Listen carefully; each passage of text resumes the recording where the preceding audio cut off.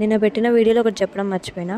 ఆ కండక్టర్ నా పక్కన కూర్చుని అక్కని తిడుతుందా అన్న కదా, అప్పుడు బ్యాగ్లో నుంచి నేను ఫోన్ తీసినాను అనమాట. అసలు నేను వీడియోనే రికార్డ్ చేయట్లేదు.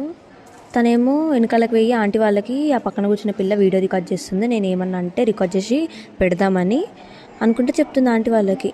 నాకు తిక్కలేసి నేను ఆడియో రికార్డర్ ఆన్ చేసిన. ఇప్పుడు పెడితే చూడండి ఆ క్లిప్, తను ఏం మాట్లాడిందో అక్కతో వచ్చి.